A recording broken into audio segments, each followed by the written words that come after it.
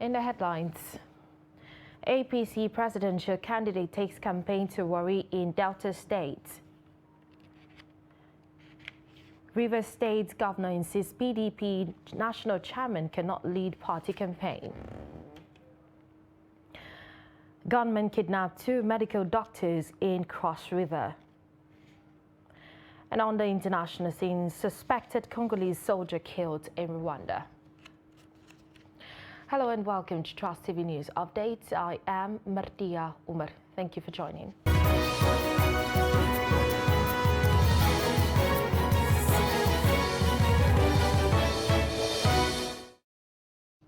Now the news in detail. The All Progressives Congress presidential candidate Bola Tinubu has accused Atiku Abubakar of the People's Democratic Party (PDP) of fighting his boss, President Obasanjo, when he served as Nigeria's vice president.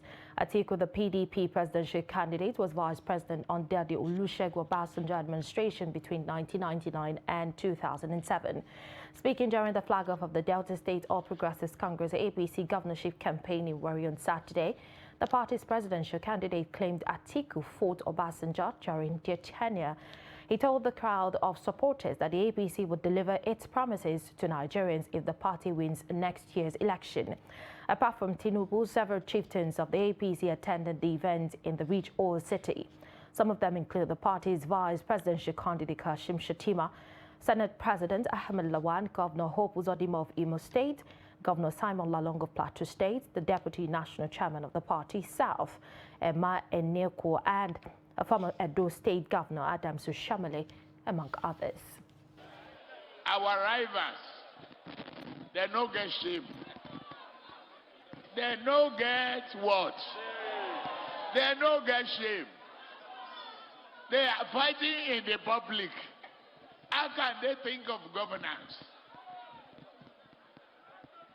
When Atiku was there, he was fighting his boss in public.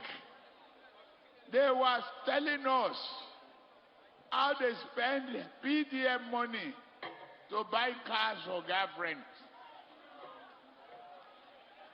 In public, do they get shame? Do they get shame? Will you vote for them again?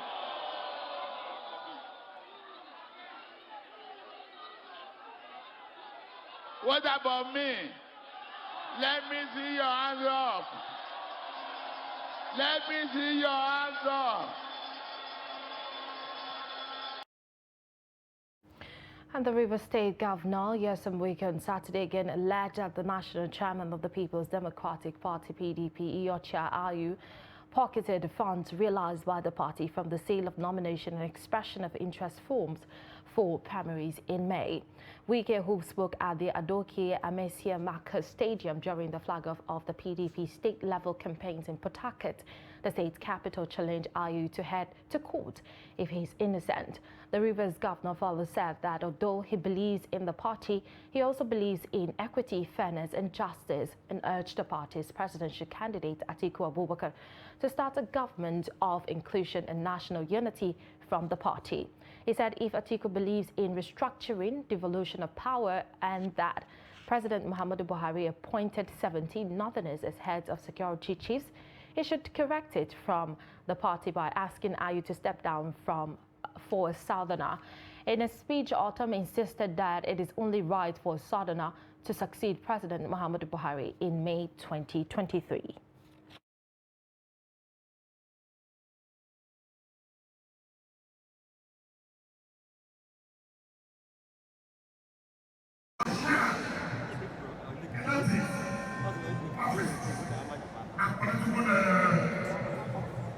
And then he says, we will take everything. I will not agree. Will I agree? No! Nobody will leave me to a campaign. The man who is corrupt, you are corrupt, and you cannot leave me to any campaign. I will not. If I said you will not,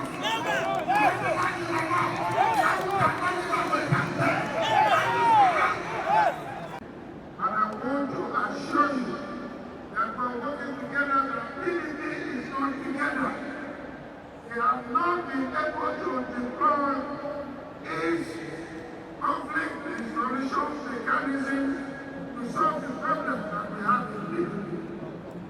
And so, this is where we are. As campaigns for the 2023 elections intensify, youths are becoming wary of being used for electoral violence that would benefit the political class. While there, the youths are left with nothing. Some of the youth in Bauchi acknowledge that politicians use them as tools to achieve their aims and later dump them at the end of the electioneering period. Adamu Imam fastened this report. Despite public enlightenment campaign and calls on the Nigerian youths to shun violence during electoral cycles, some still make themselves available to be used as thugs. Hussaini and Musa are youth. They lament that they are only relevant to politicians during elections. Politicians always approach us to work for them during electioneering period. As soon as the elections are over, we will not see them again. However, not all of them are like that because some of them do pay us after we deliver on our task. Youth are the bedrock of any society, but when they are uninformed, politicians leverage on that ignorance and use them to achieve political gains. That has been the case for years. They know we are unemployed, but instead of empowering us, the reverse is the case. While identifying what characterized those referred to as thugs, Ahmed Jabo, a community leader in Bauchi, says they are of different categories with the same motive. They are just like a team that the politicians use in getting what they want. So as long as they will get what they want, they can do anything to get the boys. So that they may direct them and get what they want. So particularly, definitely, this is the major things. But at least if anybody can do something to the organization, at least, which is useful, you don't need any talks, at least.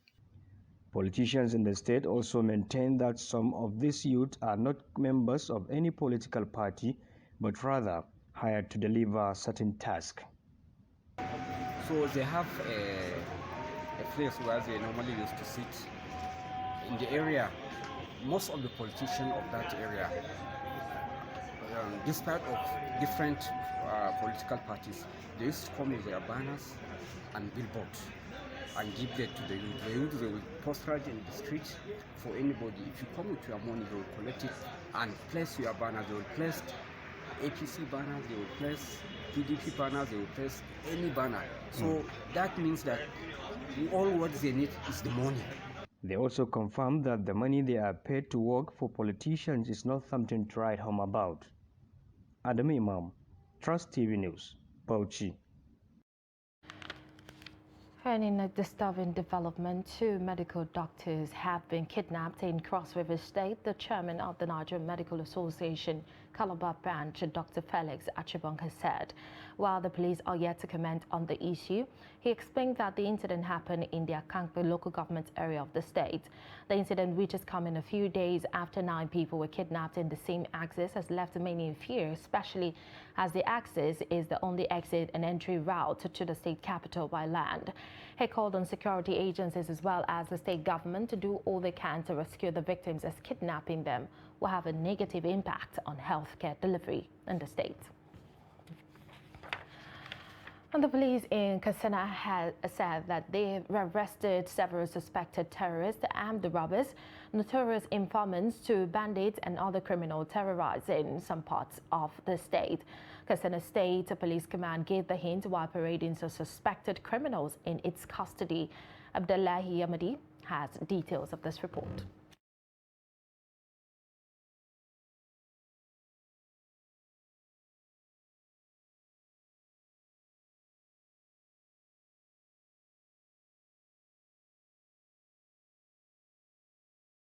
Among the suspects paraded is a woman who killed her 4-year-old stepson by throwing him into a well.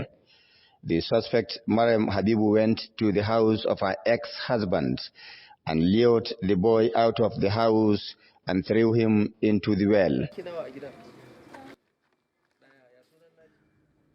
As someone who believes in predestination, I accepted what I did in good faith.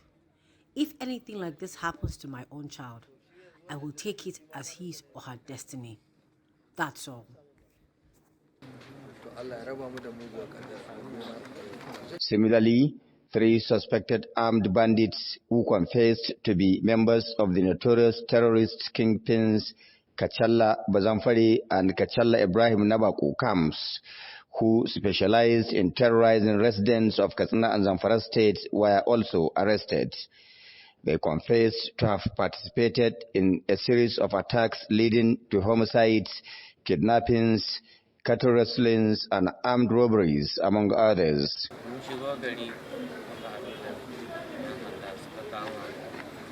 Our camps are the leading terrorist camps that have participated in many attacks, killings, kidnappings for ransom, rustling domestic animals, and many heinous activities between Katsina and Zamfara states. But we hope the police will temper justice with mercy.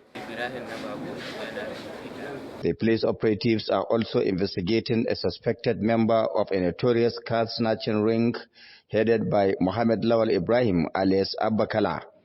The suspect, 27-year-old Mustafa Lawal alias Chaskali, relocated to Maimujia, a Nigeria border town around Mayadwa local government corridor, to evade arrest.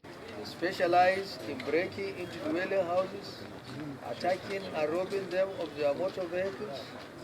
The suspect relocated to the Niger Republic to evade arrest when he learned that their syndicate was busted by the police in the month of August 2022, where about 13 motor vehicles were recovered by the command.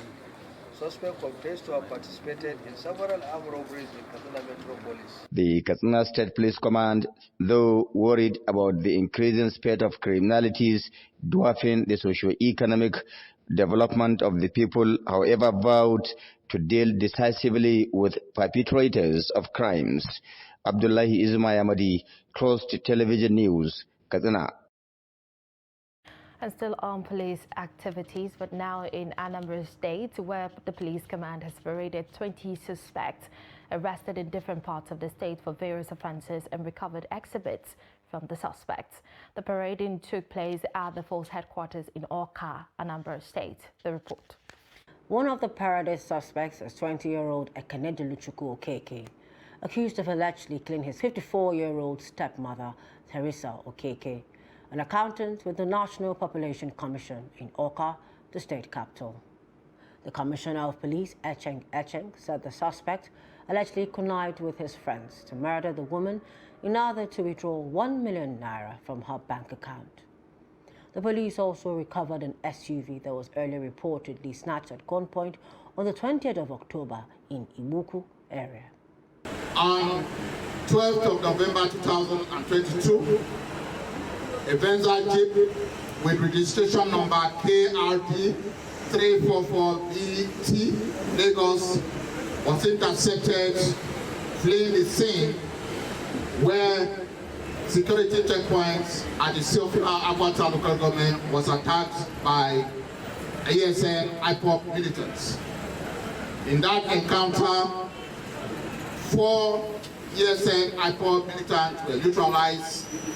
Walkie-talkies and other exhibits, including the vehicle, was recovered from them. I was coming back with my mom and my sisters from Imo State. So we followed Ibuku Road. When we got to Ibuku, a dark blue Lexus SUV was following us. They were in front of us. So when we got to the next bump, because there were bumps on the road, they now blocked us and came down and said that we should came to get the money from her, so when they tied her Are they mouth, here? yes. Who invited them? I was the one that invited you. 2 a.m. in the midnight with my other guys. Along the line, she was like in shock that night, so one of my friends tied her on the arms and the leg.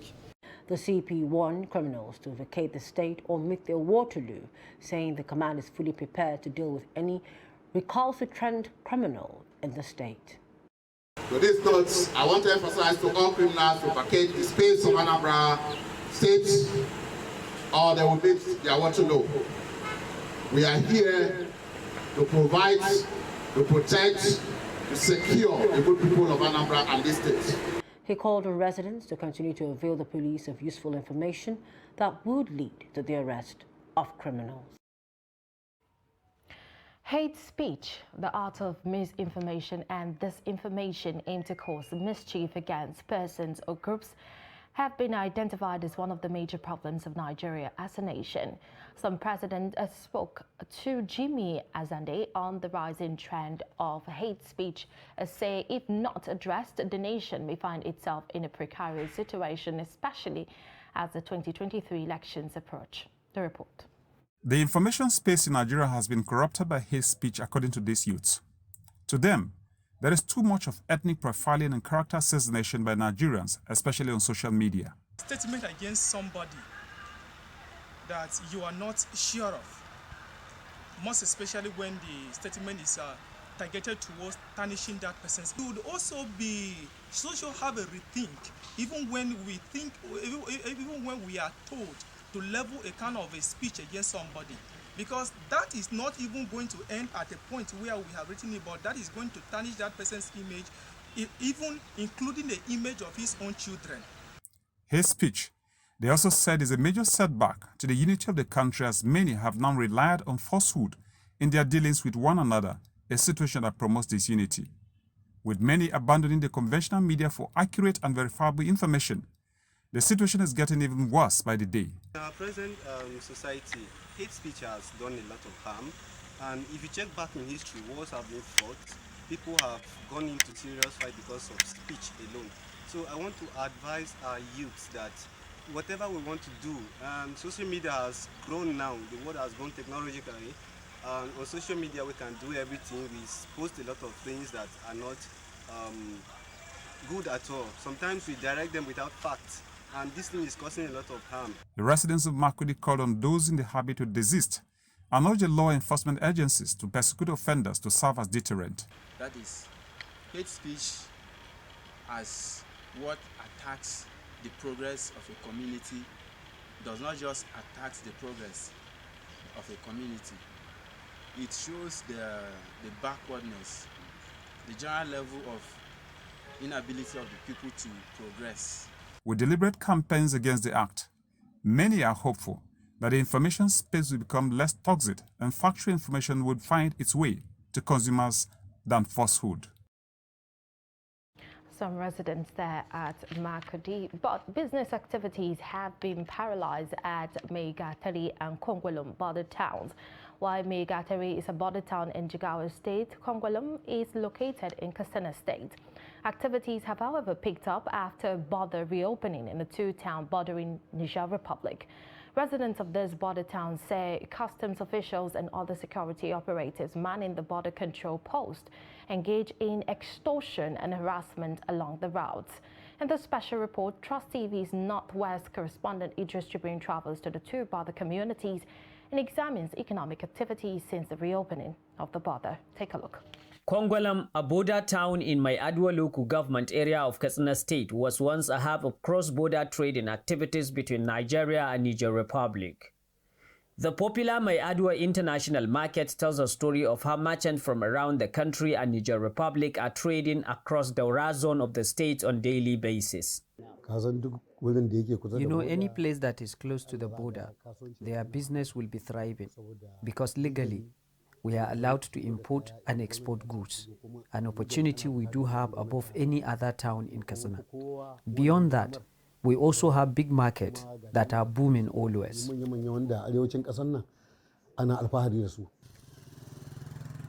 But residents say not anymore.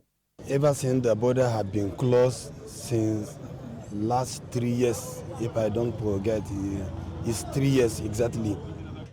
Everything have just turned upside down. Most especially, here is Niger, here is Kongolum, that's in Nigeria. We have so many things between us and the Niger people. Some of our people are doing their own business at the Niger. Some of us are doing our own here in Nigeria. Some of them are doing their own here in Nigeria. So we manage like that, where When we are going inside the Niger side, sometimes we are being harassed by this Operation Drill. For almost 3 years since the Nigerian government closed its land borders to stop smuggling and illegal importation of some agricultural products, locals in this border town allege increased extortion and harassment by security operatives at the border, the result of which worsened the community's economic hardship. The level of extortion is at the extreme. Small business owners have been destroyed because if they close the border for development, there is none. It is only the security operatives that are benefiting. Any security officer posted here with nothing, but after a few months, you will see him with car worth millions of naira. And their extortion is too much. If you talk to them, they will end up setting you up. Therefore, if General Buhari has closed his border because of rice, then there is no more rice in the market.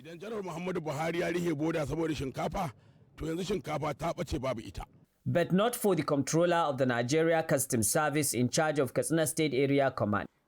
If the smuggler doesn't even believe in his own country, he believes in himself, he puts himself better than any other thing. He put himself first because of the selfish and the greed. So he can go to any length you don't even expect. A human being can do it. A smuggler can go to that extent. That's why, to us, it's a common thing having these some smugglers playing their tactics. A lot of that is on a mischievous way. Unlike Maigatari border in neighboring Jigawa State, which is now reopened, the Kongolam border still remains closed, as residents ask the federal government to consider reopening it in order to make things easier for them. They allow some selected marketers like AA Ranu, AYM Shapa, Maikifi, and Damarina to bring in fuel from Niger Republic. The rest of us were stopped. We don't know why. Are we not Nigerians like any other person? For anybody to allow anything to pass through the main border, that means through what we call the Kongolam border, I'm telling you, help us. Let us get in. The OC Kongolam will be in trouble.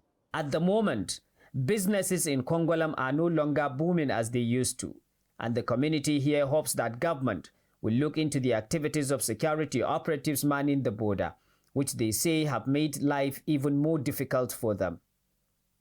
Idris Jibrin, Trust TV News, Katsina.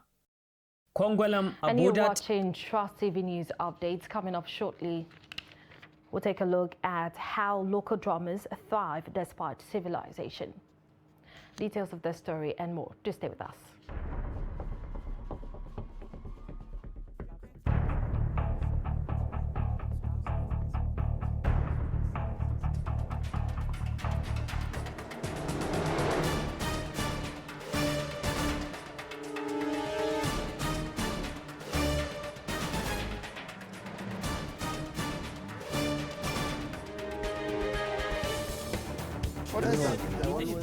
That's good.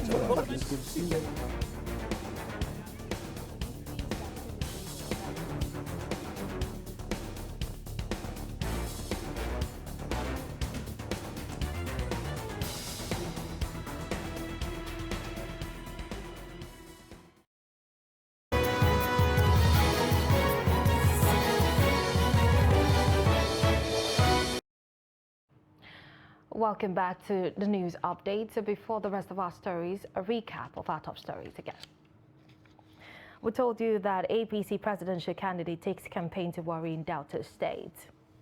And the Rivers State governor insists PDP national chairman cannot lead a party. And moving on, local drummers are thriving in their trade of entertaining people while promoting rich cultural heritage representing soul of the community. Some popular drummers in Oshogbo, Osun State who have become successful in the trade said their fathers bequeathed the trade to them and are happy sustaining the tradition. Hamido Yegbade reports on how some talking drummers are promoting Yoruba rich culture. Take a look.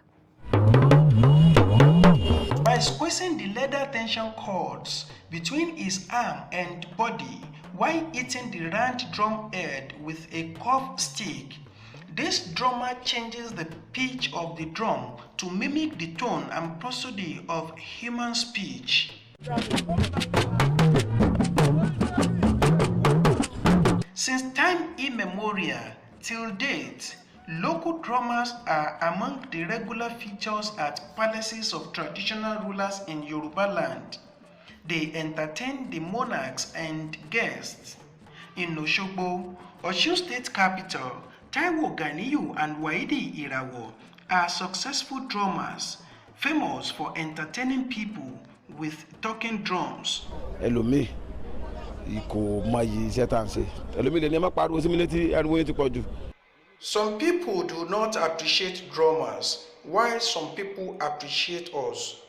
Most people here recognize us very well and always want us to drum for them. People that love culture are always happy when they see drummers. We make people happy. Tí ń lò bá sí ń bẹ̀ bígbà tí wọ́n ní mọ rírì nǹkan tán ṣe. Torí àjẹgẹ́ tó gbé lọ́hùn òòṣà ni. The drum is a spirit. When you appreciate the drum, you will be happy. Traditional rulers cannot do without drummers. Drum brings happiness to people. It replaces sorrow with joy. You become happy when you appreciate drummers.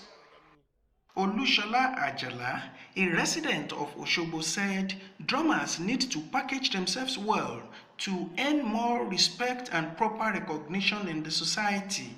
Do you know they are very talented people? Drummers are talented people.